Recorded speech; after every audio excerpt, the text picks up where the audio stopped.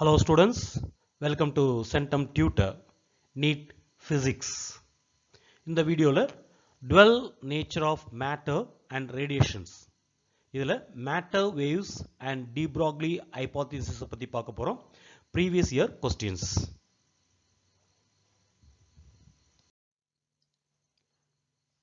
First question, if particles are moving with same velocity, then which has maximum De-Broglie wavelength?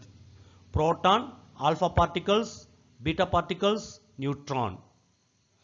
இந்த 4 particle கொடுத்திருக்காங்க. Proton, beta particle, alpha particle, neutron. இந்த 4 பார்ட்டிக்கலும் same வெலாசிட்டியில் move பண்ணிச்சுனா, if particles are moving with same velocity, then which has maximum De-Broglie wavelength? அப்ப எதுக்கு De-Broglie wavelength maximum இருக்கும், அதிகபட்சமா இருக்கும் அப்படினு கேட்டிருக்காங்க. அப்ப நம்ம எது எடுக்கணும்னா De-Broglie wavelength ஓட ஃபார்முலா எடுத்துட்டு அது மூலமா எதுக்கு மேக்ஸிமம் வேவ்லென்த் இருக்கும் அப்படின்னு பார்க்கலாம். ஸோ இதோடைய ஆன்சர் பார்க்கும் பொழுது பீட்டா பார்ட்டிக்கல் தான் மேக்ஸிமம் வேவ்லென்த் இருக்கும். De-Broglie வேவ்லென்த் பீட்டா பார்ட்டிகல்ஸ் தான் இருக்கும் அப்படின்னு ஆன்சர் இருக்கு. இந்த ஆன்சர் எப்படி வந்துச்சுன்னு பார்க்கலாம். பார்க்கும் பொழுது De-Broglie வேவ்லென்த்தோட formula lambda is equal to h divided by mv. இது உங்களுக்கு தெரியும். Planck constant divided by mass into velocity. அப்போ வேவ்லென்த் லாம்டா கண்டுபிடிக்கும் போது இந்த இடத்துல அவங்க என்ன சொல்லிருக்காங்க, h Planck constant, it is a constant, already know. v velocity same, 4 பார்ட்டிகளுக்கும் velocity same, that is also constant. அப்ப h உம் v உம் ரெண்டுமே constant, அதை நம்ம ரிமூவ் பண்ணிரலாம். அப்ப constant ரிமூவ் பண்ணிட்டா வெறும் 1/m மட்டும் இருக்கும், 1/m மட்டும் இருக்கும். so constant ரிமூவ் பண்ணிட்டா equal become proportional. அப்ப lambda is proportional to 1/m. அப்ப இதுல என்ன இருக்கு, inversely proportional. மாஸ் மாஸும் லாம்டாவும் வேவ்லென்த்தும் மாஸும் inversely proportional. மாஸ் அதிகமானா வேவ்லென்த் குறையும், மாஸ் குறைஞ்சிச்சுனா வேவ்லென்த் அதிகமாகும். அப்படி நமக்கு வேண்டியது என்ன, மேக்ஸிமம் De-Broglie வேவ்லென்த். நமக்கு வேண்டியது மேக்ஸிமம் வேவ்லென்த் அதிகமா இருக்கணும், அப்ப மாஸ் ரொம்ப கம்மியா இருக்கணும். அப்ப இந்த 4 பார்ட்டிக்கல்ல எதுக்கு மாஸ் கம்மியா இருக்கோ அதோட வேவ்லென்த் மேக்ஸிமமா இருக்கும். அப்படி பார்க்கும்போது மாஸ் எதுக்கு கம்மியா இருக்குன்னு பார்க்கணும். அப்படி பார்க்கும்போது பீட்டா பார்ட்டிகல்ஸ் தான் ரொம்ப கம்மி. எப்படின்னு பார்த்தீங்கன்னா, இருக்கிறதுலே மாஸ் அதிகமா இருக்கிறது ஆல்பா பார்ட்டிகல்ஸ். ஆல்பா பார்ட்டிகளோட மாஸ் ரொம்ப அதிகம், வேவ்லென்த் மினிமம் ஆயிரும்.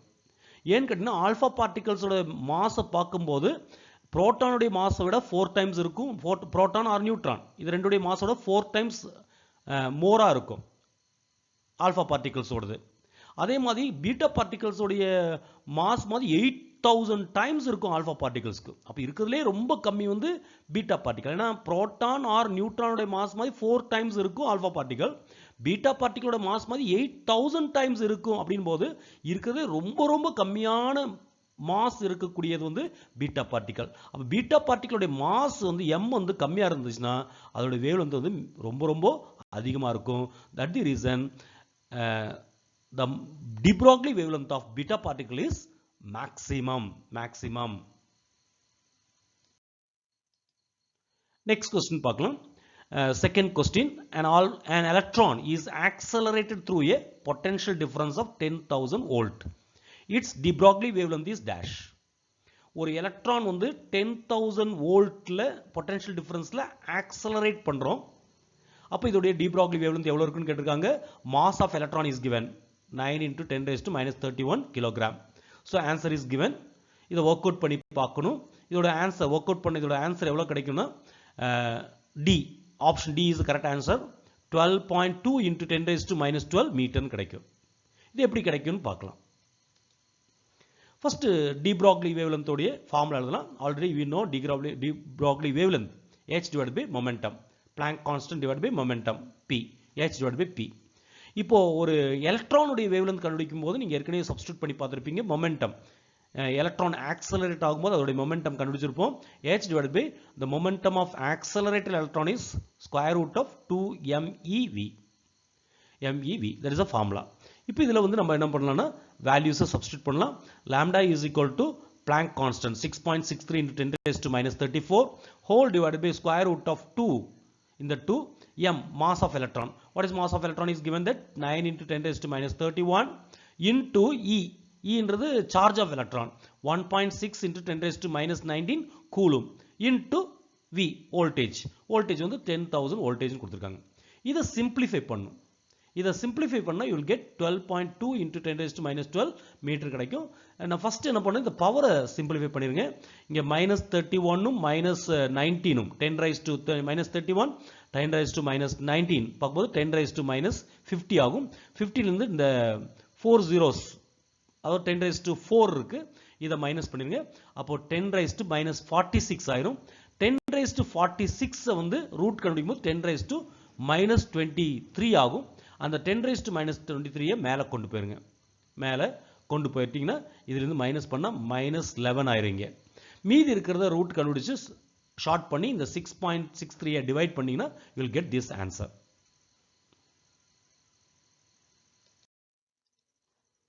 இப்போ third question பார்க்கலாம்.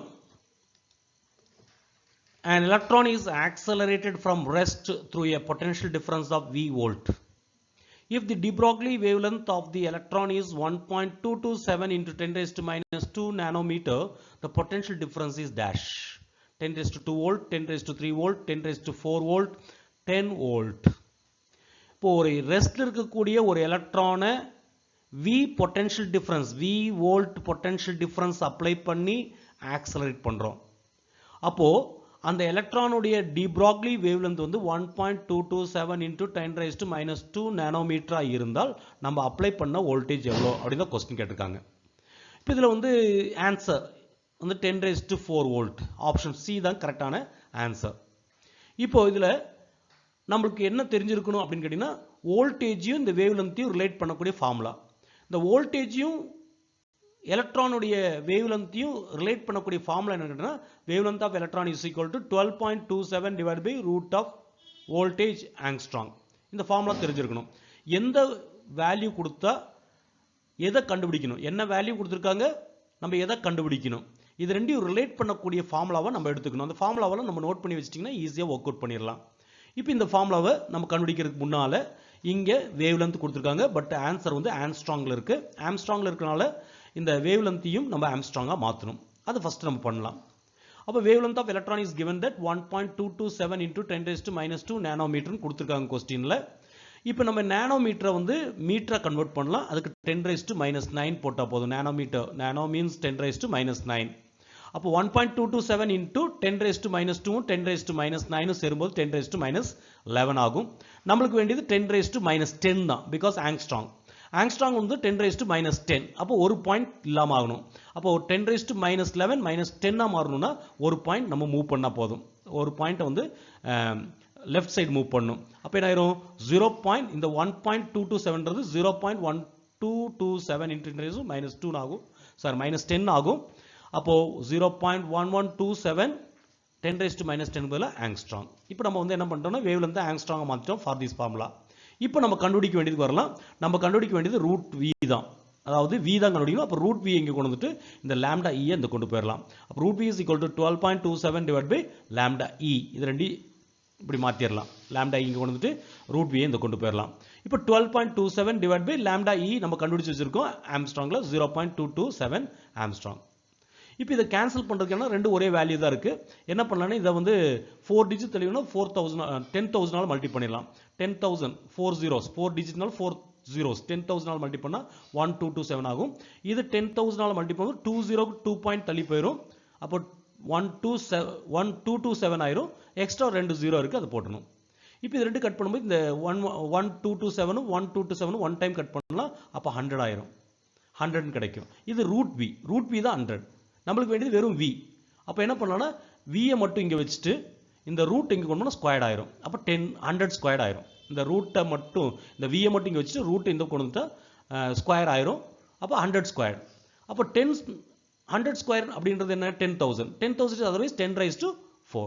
ஏன்னா இந்த ரெண்டு ஜீரோக்கு ரெண்டு பாயிண்ட் பண்ணுவது. அப்போ 10 raised to 4 அப்படின்னு ஆயிரும்.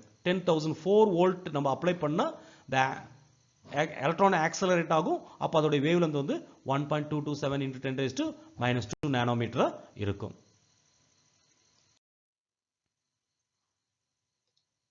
Question number 4. The De-Broglie wavelength of a neutron in thermal equilibrium with heavy water at a temperature T Kelvin and mass m is dash. பாருங்க நியூட்ரான் தெர்மல் ஈக்குலிபிரியத்தில் நியூட்ரானுடைய De-Broglie wavelength கேட்டிருக்காங்க temperature relate பண்ணி heavy water at a temperature T and mass m. அப்போ இங்கே நம்ம different options are given. இப்போ இந்த ஆப்ஷன்ஸில் எந்த options correct நியூட்ரானுடைய De-Broglie wavelength அப்படின்னு பார்க்கும்பொழுது option B h divided by square root of 3mkt. So இந்த ஃபார்முலா எப்படி வந்துச்சு, இந்த ரிலேஷன் எப்படி வந்துச்சுன்னு பார்க்கலாம். De-Broglie wavelength நம்ம எடுத்துக்கலாம். இங்கே கவனிக்கணும், நம்ம ப்ரீவியஸ் கொஸ்டின்ல சொன்ன எந்த ஃபார்முலா எந்த டேட்டாஸ் கொடுத்துருக்காங்க எந்த டேட்டாஸ் கேட்டிருக்காங்க அது ரெண்டையும் ரிலேட் பண்ணக்கூடிய ஃபார்முலா எடுக்கணும். போன ப்ரீவியஸ் தேர்ட் கொஸ்டின்ல வோல்டேஜையும் வேவ்லென்த்தையும் ரிலேட் பண்ணக்கூடிய ஃபார்முலா எடுத்தோம். இங்கே அவங்க கொடுத்துருக்கிறது என்னன்னு கேட்டால் மாஸ் டெம்பரேச்சர் அதுமாரி நியூட்ரானுடைய வேவ்லென்த் கேட்டிருக்காங்க. அப்போது இங்கே வந்து எனர்ஜி டெம்பரேச்சர் மாஸில் வரணும்னா எனர்ஜி ஃபார்முலா எடுக்கணும். அப்போ De-Broglie wavelength lambda is equal to h divided by square root of 2me. இந்த ஃபார்முலாவில் நோட் பண்ணி வச்சுக்கணும். எந்த இடத்துல இந்த De-Broglie wavelength டிஃப்ரெண்ட் கேசஸில் எப்படி இருக்கும், வோல்டேஜில் எப்படி வோல்டேஜ் கொடுக்கும்போது எப்படி எடுக்கணும், எனர்ஜி கேட்டிருந்தா அதை எப்படி எடுக்கணும், இந்த மாதிரி ஒவ்வொன்றுக்கும் நம்ம பார்த்து வச்சிருந்தா மட்டும்தான் இந்த சம்ஸ் எல்லாம் ஒர்க் அவுட் பண்ண முடியும். இப்போ பார்த்தீங்கன்னா இதில் வந்துட்டு ஃபர்ஸ்ட் நம்ம வந்து இந்த எனர்ஜி கண்டுபிடிச்சு சப்ஸ்டியூட் பண்ணலாம். அதாவது தெர்மல் ஈக்குலிபிரியத்தில் நியூட்ரானுடைய எனர்ஜி. அப்போ for neutron energy is equal to 3/2, kinetic energy is equal to 3/2 kT அப்படின்னு கிடைக்கும். இந்த ஃபார்முலா ஞாபகம் வச்சுக்கோங்க. That is a kinetic energy of neutron at thermal equilibrium. இதை இதில் சப்ஸ்டியூட் பண்ணலாம். அப்போ E இருக்கிற இடத்துல சப்ஸ்டியூட் பண்ணலாம். சப்ஸ்டியூட் பண்ணும் என்ன ஆகும்னா இந்த 2வும் இந்த 2வும் கேன்சல் ஆயிரும். பாக்கி என்ன இருக்குன்னா இந்த 3, அப்புறம் இங்கே ஒரு m இருக்கு, அப்புறம் kT. ஸோ 3m kT அப்படின்னு ஆகும். அதுதான் தெர்மல் ஈக்குலிபிரியத்தில் De-Broglie wavelength of neutron. Lambda is equal to இந்த formula h divided by square root of 2 cancel ஆச்சு, பாக்கி 3 இந்த m kT. That is the answer. Question number 5. If we consider electrons and protons of same wavelength, then they will have dash, same dash. இப்போ electron proton ரெண்டு particles கொடுத்துருக்காங்க, ரெண்டு particles உடைய வேவ்லென்த்தும் same அப்படின்னு consider பண்ணிக்கோங்க. அப்படின்னா வேற எது சேமா இருக்கும், தென் தே வில் ஹேவ் சேம். இந்த எலக்ட்ரான் புரோட்டானுடைய இன்னொரு கேரக்டர் கூட சேமா இருக்கும். மொமெண்டமா, ஆங்குலர் மொமெண்டமா, இல்லை எனர்ஜி சேமா இருக்குமா, இல்லை வெலாசிட்டி சேமா இருக்குமா அப்படின்னு கேட்டிருக்காங்க. ஸோ எலக்ட்ரான் புரோட்டானுடைய வேவ்லென்த் சேமா இருந்தால் எலக்ட்ரான் புரோட்டானுடைய மொமெண்டம் சேமா இருக்கும். ஹவு? இந்த கொஸ்டின் மொமெண்டம் சேமா இருக்கும் படிக்க முடியாது, எப்படி அப்படின்னு பார்க்கும்போது நம்ம என்ன பண்ணோம், வேவ்லென்த் சேம். அப்போ எலக்ட்ரானும் புரோட்டானும் பார்ட்டிகல்ஸ் மேட்டர், அப்போ மேட்டர் வேவ் எடுக்கணும். மேட்டர் வேவ் என்ன, De-Broglie wavelength. அப்போ De-Broglie wavelength எடுக்கும் ஃபார்முலா என்ன, h divided by p. p means momentum, otherwise called h divided by mass into velocity. Momentum is mass into velocity, h divided by mv கிடைக்குது. இப்போ wavelength எடுத்துட்டோம். இப்போ எலக்ட்ரானுடைய wavelength புரோட்டானுடைய wavelength same given. அப்போ given என்ன, the wavelength of electron is equal to wavelength of proton. அப்போ எடுக்கலாம் formula h divided by wavelength is equal. What is the formula for wavelength? h divided by m into v.